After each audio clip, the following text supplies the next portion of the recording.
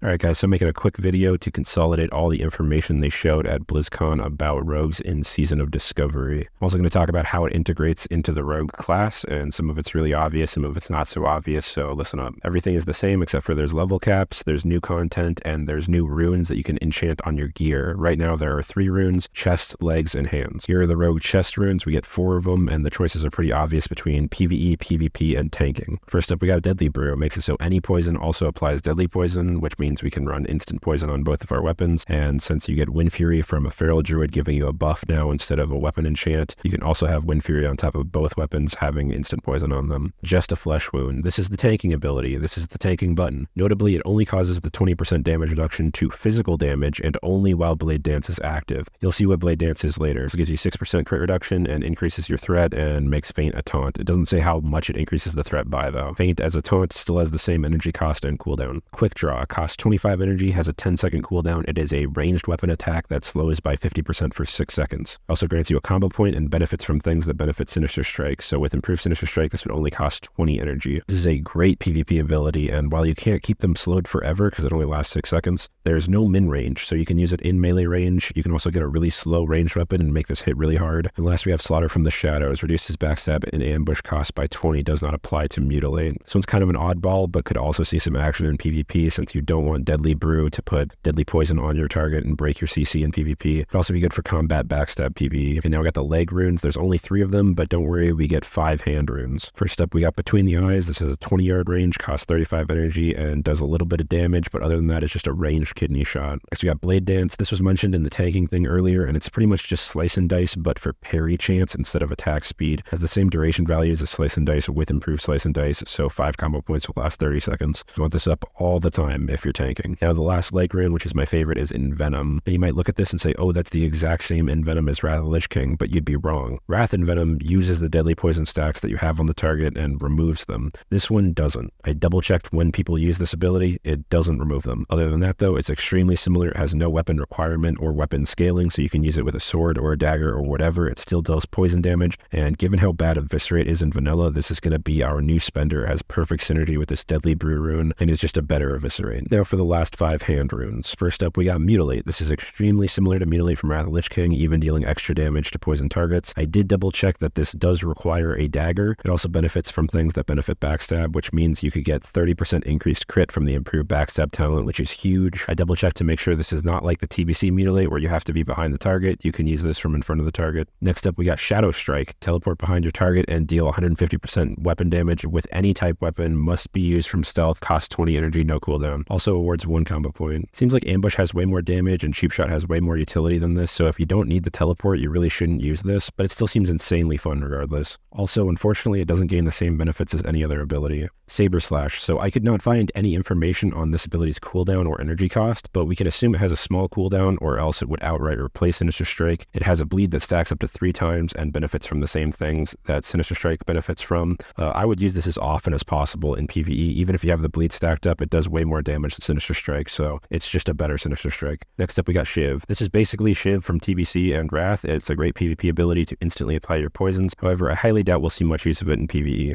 Last and maybe least, we have Main Gauche, pronounced Gauche. I looked it up. Gauche.